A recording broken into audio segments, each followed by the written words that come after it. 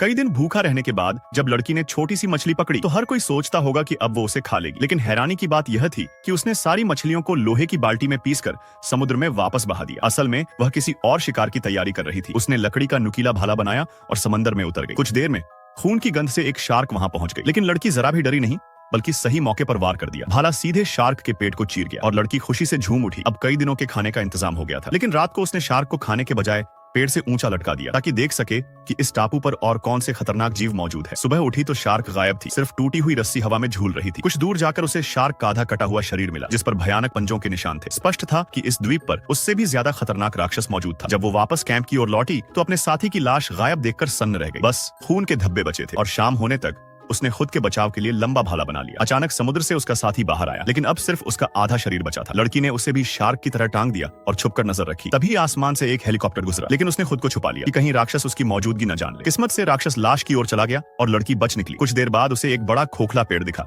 जिसमें से अजीब आवाज आ रही थी। वो डरते डरते पास पहुंची तो पता चला कि अंदर सिर्फ एक पंछी था, लेकिन अब उसे यकीन हो गया कि राक्षस अभी भी टापू पर है। फिर उसे किनारे पर पड़े कुछ बैग मिले। उसने एक तरकीब निकाली, स्विमिंग ड्रेस पहनी और खाली सूटकेस में लाइफ जैकेट भर दी। फिर उसे नाव की तरह इस्तेमाल कर समुद्र पार करने की कोशिश की, लेकिन उसका वजन बहुत ज्यादा था। सूटकेस उलट गया और उसकी योजना फेल हो गई। वह लौटकर फिर से तैयारी करने लगी और इस बार उसने पेड़ पर टांगे गए कपड़ों से अस्थायी झूला बिस्तर बनाया। वह रात में सो ही रही थी कि अचानक राक्षस वहां आ पहुंचा। उसने झूला पलट दिया और लड़की गिर पड़ी। लड़की ने उस पर भाले से वार किया, लेकिन राक्षस ने उसे पकड़कर समुद्र में फेंक दिया, मगर वह किसी तरह बच निकली। तभी उसे किनारे पर अपनी खोई हुई सहेली और प्रेमी मिले। लड़की ने उन्हें यह सब बताया, लेकिन प्रेमी और सहेली इस द्वीप को छोड़ने से इनकार कर देते हैं। लड़की लाख समझाया कि रात को राक्षस आता है, लेकिन दोनों ने उस पर विश्वास नहीं किया और हार कर लड़की ने अकेले ही भागने की कोशिश की। पर सहेली ने देख लिया और दोनों ने उसे रोक लिया। गुस्से में सहेली ने फावड़ा मारकर उसे बेहोश कर दिया। होश आया तो हाथ पांव बंधे हुए थे। तभी राक्षस ने हमला किया और सहेली को समंदर में घसीट ले गया। लड़की और प्रेमी किसी तरह बच निकले और नाव लेकर भागने लगे, लेकिन राक्षस ने नाव पर हमला कर दिया। उसने लड़की को खींचकर पानी में डुबो दिया। लड़की ने चाकू से वार कर जान बचाई, लेकिन उसका प्रेमी राक्षस के हाथों मारा गया। अब लड़की को समझ आ गया